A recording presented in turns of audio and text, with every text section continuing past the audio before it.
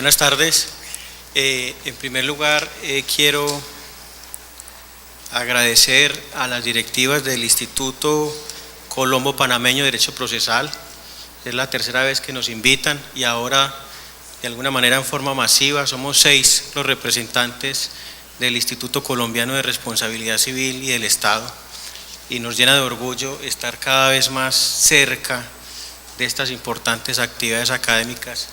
En especial un agradecimiento al doctor Abel Augusto Zamorano, el líder del Congreso, líder en la corporación, en la Corte Suprema de Justicia, y quien lo sentimos muy cercano en lo académico allá en Colombia. Bueno, el tema asignado es la responsabilidad del Estado por la prestación médica asistencial. En Colombia se ha vuelto muy recurrente el tema de la responsabilidad médica, cada vez más, en algunos casos por temeridad, en algunos casos por pretensiones infundadas, pero se están llenando los despachos judiciales de este tipo de acciones.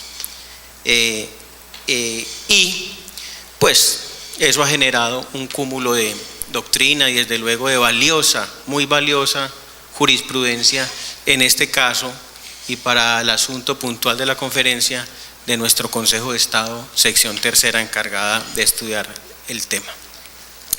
El contenido que nos proponemos, un poco ambicioso para 25 minutos, doctora, son el fundamento constitucional de la responsabilidad del Estado, los títulos de imputación. Es ahí donde hay gran variación de la jurisprudencia del Consejo de Estado.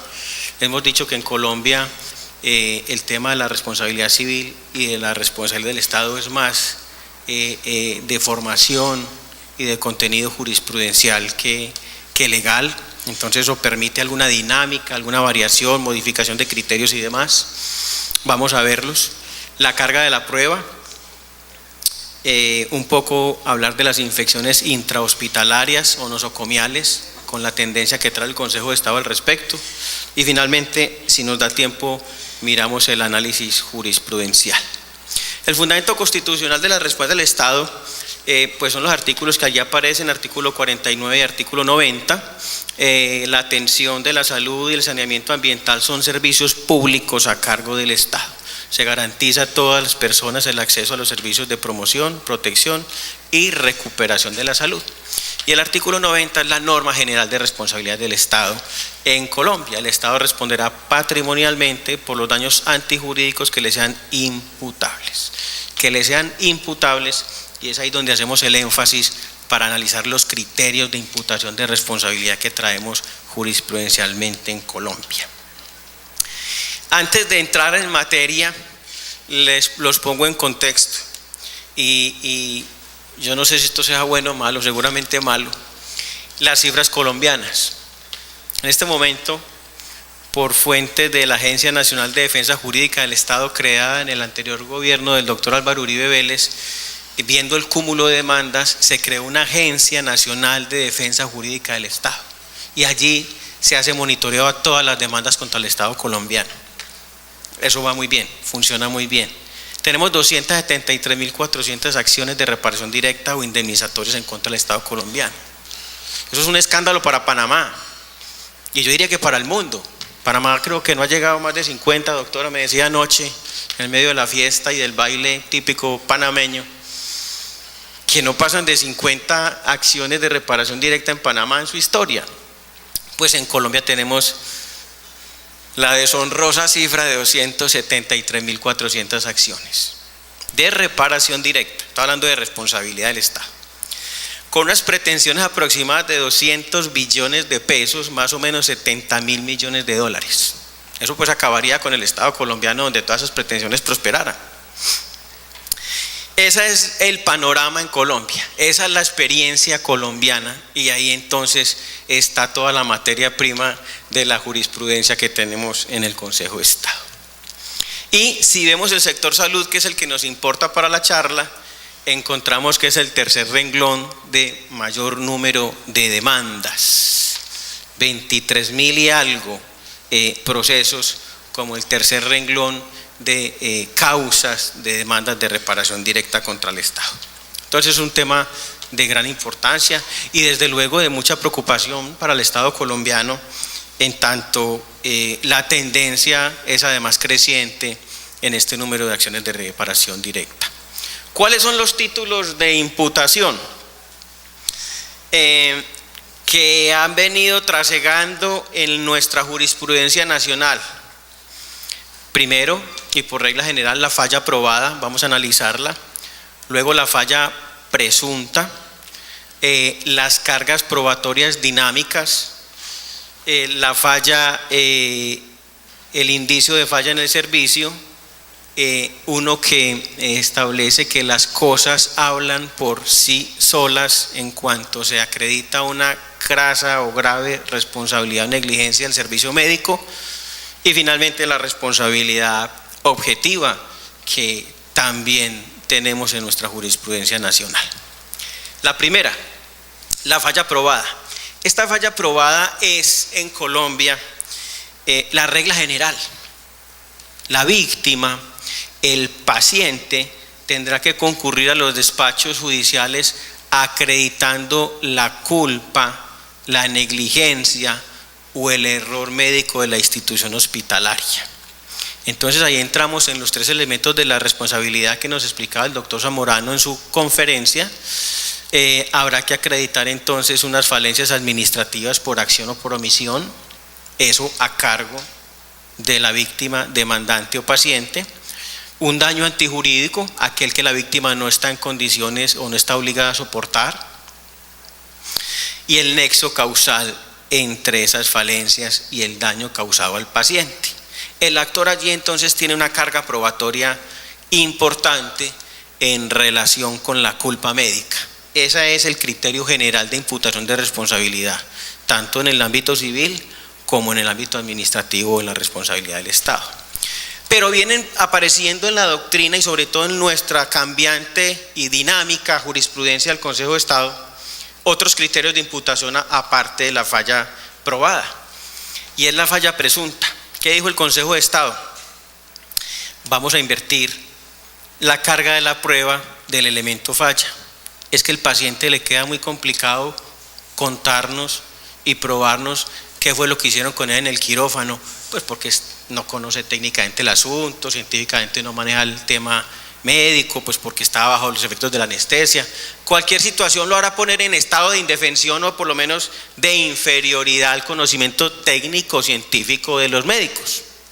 Entonces el demandante no tendrá que demostrar la conducta omisiva o irregular o negligente o la culpa de la administración. Esta se presume. Esto es, la institución hospitalaria, en términos coloquiales, entra quedando al proceso. El paciente debe entonces probar dos cosas nomás: que se le prestó el servicio médico, bastará con aportar la historia clínica, y que sufrió un daño, bastará con aportar la historia clínica o reconocimientos o dictámenes periciales para acreditar el daño a la salud o el daño corporal. Se le exime entonces de acreditar la falla en el servicio, de acreditar la culpa o el comportamiento irregular o la falla de la lex artis por parte de los médicos o de la institución hospitalaria. Este es un tema preocupante para el servicio médico sanitario, sin ninguna duda. ¿Cuál es la justificación? Ya lo decíamos, es que al profesional le queda más fácil demostrar qué fue lo que científicamente hizo. Él es el que tiene el manejo de la patología del paciente, él es el que tiene los conocimientos científicos, de tal manera que esa barrera probatoria hace que el paciente le quede difícil, por no decir imposible, las comprobaciones de naturaleza, en tanto esa exclusividad de manejo técnico científico le es absolutamente ajeno a su conocimiento y a su formación profesional. Entonces, si el médico es el que sabe, que venga y le cuente al juez qué fue lo que pasó, y eximamos al paciente de esa carga probatoria por su complejidad científica. Esa es la justificación de este segundo criterio de imputación. Viene una tercera, esto pues es un tema que aquí vamos rápido por el tiempo, que son las cargas probatorias dinámicas. Pero mire cómo va avanzando o tal vez retrocediendo la jurisprudencia del Consejo de Estado. Aquel que en mejor situación se encuentre frente a un supuesto fáctico debatido en el proceso es quien debe suministrar los elementos de juicio para probar la veracidad o falsedad del mismo. Entonces ya no es ni la falla probada ni la presunción, sino venga, vamos a aportar cada uno desde su fortaleza probatoria todo lo que pueda traerle al juez para entrar en análisis de la responsabilidad. Se le quita rigurosidad y contundencia a la falla presunta para que en cada caso particular y con la participación activa, ardua y exigente del juez, se establezca cuál de las partes se encuentra en condiciones más favorables de demostrar los hechos relevantes. Esto para los procesalistas, y estamos en un escenario de procesalistas, pues es bien complejo, porque le ponemos al juez una carga que procesalmente no está establecido el momento en el cual él, como director del proceso, tiene que venir a decirle a cada uno: venga, señor demandante, usted tiene estas cargas, estos compromisos probatorios, si quiere sacar avante su pretensión indemnizatoria, y usted, demandado Estado, institución médica, tiene estas otras cargas, para que entonces así equilibremos las cargas y manejemos algún tema de lealtades procesales, de tal manera que con esas cargas probatorias y con el cumplimiento de las mismas podamos encontrar la verdad procesal. Eso no está establecido ni en la Constitución ni en la ley, entonces por ahí fue fallando, si me permiten el término, este criterio de las cargas probatorias dinámicas. Pero vamos a ver ahora que una ley reciente en Colombia más o menos la ha retomado. Aparece un sistema mixto en donde se conjuga la falla probada, el primer criterio de que hablamos, general de imputación de responsabilidad, con la carga probatoria dinámica. Esto nos muestra la dificultad que existe frente a los factores de imputación en la responsabilidad médica. Esto nos demuestra las vacilaciones, si me permiten el término, y las dificultades que ha tenido la jurisprudencia, no obstante esa gran materia prima que tiene de esos 273.000 procesos, para ir estableciendo reglas claras sobre a quién se le atribuye la carga de probar y qué pasa con esos factores de imputación de responsabilidad. Aparece entonces este sistema mixto, en tanto las cargas probatorias dinámicas hizo crisis ante la dificultad práctica frente a la protección del derecho de defensa, el derecho de contradicción y lo que decíamos ahora, en qué etapa el juez como director del proceso es capaz de poner las condiciones probatorias. Eso no está establecido en el procedimiento. Aparece entonces en Colombia, tenemos un nuevo Código Contencioso Administrativo, nuevo de 2011, la ley 1437-2011, y allí se fijan unas normas más o menos claras sobre la carga probatoria y factores de imputación. En tanto se le exige a la parte demandante y a la parte demandada unas cargas específicas. Demandante, todas las pruebas que reposen en su poder las acompaña con el escrito. Y si tiene dictamen pericial, tráigalo de una vez. Y si no lo tiene, solicítelo. Porque ¿qué estaba pasando en Colombia? En Colombia estábamos jugando a los procesos de responsabilidad médica. ¿Por qué digo jugando? Porque el ordenamiento procesal permitía que las partes se guardaran las pruebas a su conveniencia. Entonces era un demandado aportando a partes de la historia clínica, las que le convenían, y un juez desesperado buscando por todas partes el contenido o el material completo de la historia clínica para poder fallar. Y en algunos casos inclusive sin dictamen pericial. ¿Qué hacen 3 abogados hablando de medicina? Eso es el colmo de la incompetencia y de la arrogancia. ¿Cómo así que un abogado demandante está hablando, cuestionando un acto médico? Aparece un abogado de la parte demandada defendiéndolo, y en la mitad el señor juez, que también es abogado, resolviendo qué pasó allá en el quirófano. Es que estudiamos fue derecho y no medicina. Entonces estos negocios estos procesos no se pueden resolver sin que un médico esté ahí hablando al oído, sin que un médico aparezca, o 2 o 3. Pero de esto no entendemos los abogados. Tuvimos en Colombia procesos de responsabilidad médica fallados sin labor de un médico al lado. Eso pues es un esperpento jurídico. Eso ya no ocurre.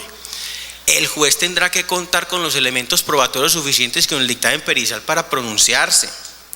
Y estas son las obligaciones. Es procedente para fabricar hechos que interesen al proceso. Ese dictamen pericial es obligatorio.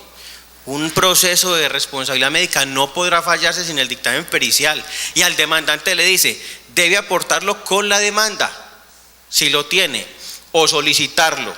Y si ni lo aporta ni lo solicita, desde luego el juez en sus facultades oficiosas lo podrá decretar y lo tendrá. Más que podrá, más que una facultad, es una obligación. Necesidad del dictamen pericial.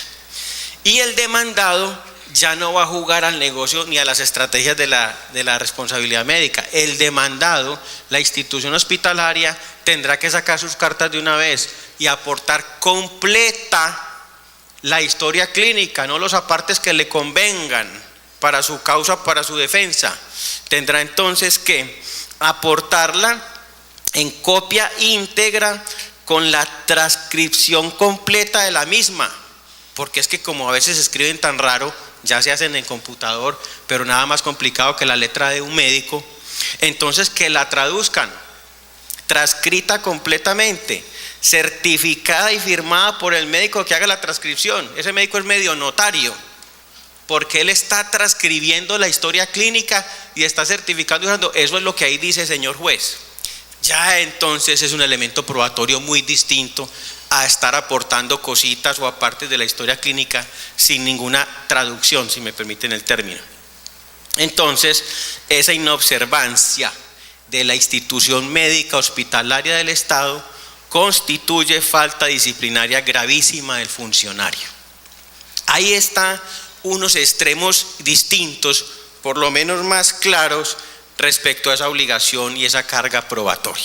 Eso, repito, es en virtud del nuevo Código Contencioso de Colombia, que es del año 2011.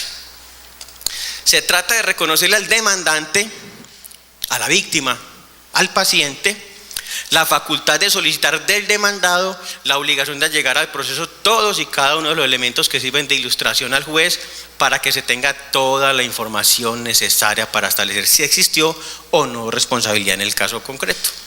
Un deber natural de lealtad procesal y de buena fe. Ahí vamos en Colombia y desde luego esa norma va a mejorar el panorama, pues tanto para víctimas como para victimarios, tanto para el paciente como para la institución prestadora de los servicios de salud. Otro factor, el indicio de falla y falla presunta. En este caso fallece la madre y su hija queda solamente seriamente afectada en su función cerebral a causa de una hipoxia cerebral. Al concurrir los dos elementos citados, se acude entonces a un indicio de falla. En este caso se desarrolló el concepto de responsabilidad por falta de actualización de conocimiento científico. Entonces el juez no solo entra a cuestionar el acto médico en cuanto a negligencia, culpa o impericia o violación de la lex artis, sino que le dice, mire médico, vaya estudie, porque aquí lo que faltó fue preparación académica para atender el caso. Dado que la verificación del diagnóstico y la necesidad de descartar todo tipo de duda conducía a la inducción inmediata del parto por cesárea ante un cuadro de la madre de preeclampsia.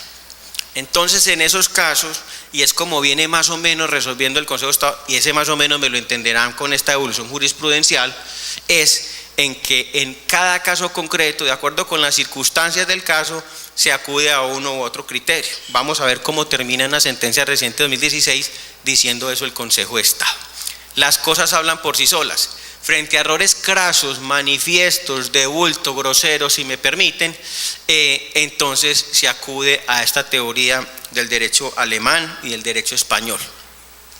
Evento médico obstétrico en el que se vio comprometida la responsabilidad del Seguro Social en la institución del Estado que atiende o atendía a los pacientes en Colombia, respecto a una gestante a quien se le diagnosticó equivocadamente embarazo a término en posición transversa y se ordenó la práctica inmediata de una cesárea cuando en realidad se trataba de un embarazo múltiple de trillizas quienes fallecieron en las pocas horas del procedimiento, dado que solo tenía 24 semanas de gestación. Dice la sentencia, pues para que nazca el bebé, estamos más o menos, según la literatura científica, entre 38 y 40 semanas. ¿Cómo se entiende que un médico a la semana 24 de gestación se le ocurra que ya es suficiente para practicar la cesárea? Y resulta que no era un embarazo a término o que no era una criatura en posición transversa, sino que venían 3 en camino, 3 criaturas. Ese es un error de bulto, es un error que denota impericia, descuido, negligencia, que se pudo haber solucionado con una ecografía o quién sabe con qué otro medio de diagnóstico adecuado. Y en ese caso entonces el Consejo de Estado acude a aquella expresión de que las cosas hablan por sí solas. Frente a errores tan protuberantes, entonces procede la condena sin que tenga que hacerse más análisis probatorio. De la verificación del daño se desprende una evidencia, circunstancia que hace que aparezca demostrada de forma palmaria la imputación jurídica falla del servicio. La elocuencia de los hechos releva al juez de un análisis de recorrido causal, dada la condición del daño antijurídico. Evidencia que crea una deducción de clara negligencia. Entonces es otro de los factores de imputación. En este caso, además el Consejo de Estado acudió a un tema de medidas restaurativas, justicia restaurativa o medida simbólica, en tanto ordenó que se compulsara copia de esa sentencia por intermedio del Ministerio de Salud, de la Superintendencia Nacional de Salud, a todas las EPS del país para que conocieran del caso. Como decimos en Colombia, boleteó al Seguro Social e informó a todo el sistema de salud del país lo que allí había pasado, con el propósito de que no se repitieran actos o conductas de clara y evidente negligencia. Entonces el tema de la justicia restaurativa es importante, no solo para la violación de derechos humanos como comenzó en Colombia en 2008 más o menos, sino que viene siendo aplicado también a estos casos de responsabilidad médica. Entonces, ¿cómo vamos ahí? Falla probada, ya lo hablamos, repasando el programa, falla presunta, las cargas dinámicas probatorias, el indicio de falla, las cosas hablan por sí solas y nos quedaría por analizar, además que ya tenemos el bombillo amarillo prendido, ese tema de la imputación por responsabilidad objetiva. Aparece básicamente en las enfermedades intrahospitalarias o nosocomiales. Esa es una infección contraída en el hospital por un paciente internado por una razón distinta de esa infección. Es decir, la infección no se había manifestado ni estaba en periodo de incubación en el momento de la hospitalización. Importante causa de morbilidad y de mortalidad. En estos casos ha dicho el Consejo de Estado reiteradamente y como precedente jurisprudencial obligatorio que en casos de infecciones intrahospitalarias la institución responde objetivamente.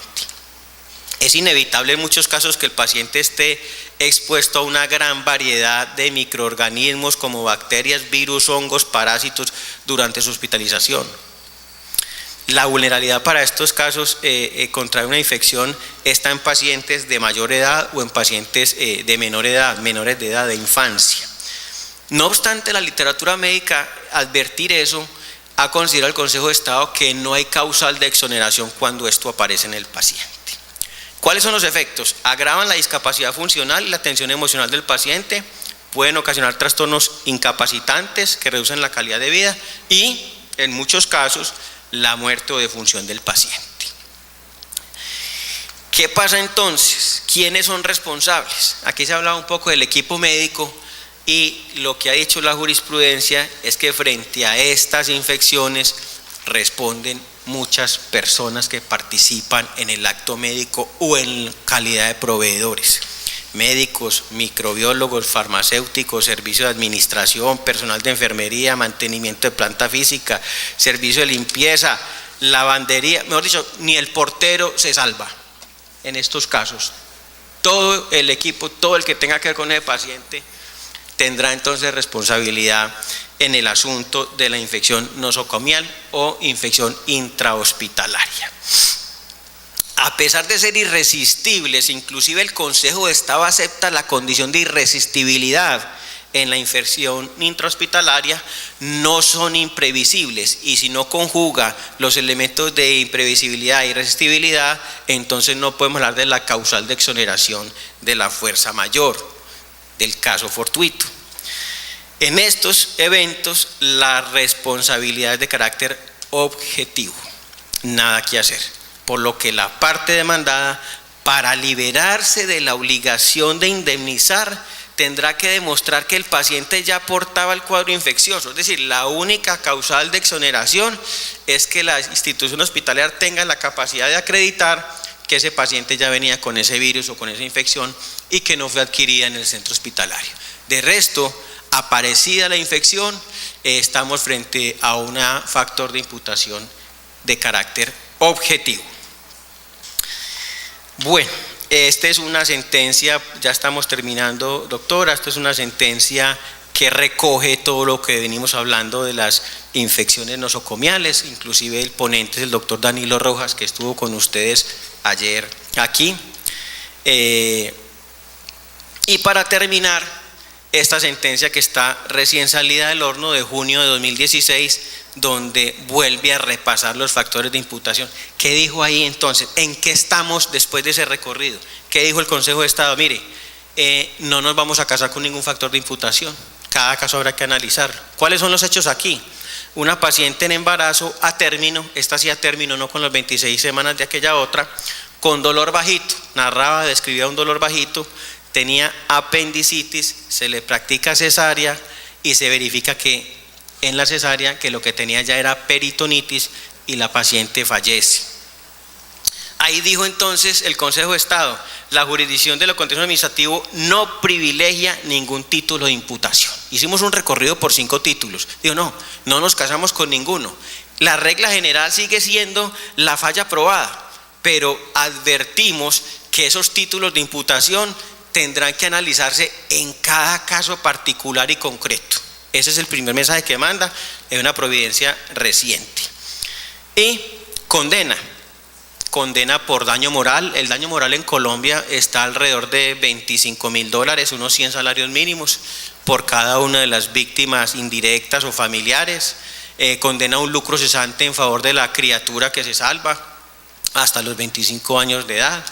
Y una nueva tipología del daño inmaterial en Colombia, que es la afectación a los derechos constitucionalmente protegidos, y en esa nueva tipología, en este caso por el derecho a tener una familia completa y una madre que atienda las necesidades del bebé y del niño y su formación, condena también a 100 salarios mínimos, que para el caso son $25.000 aproximadamente.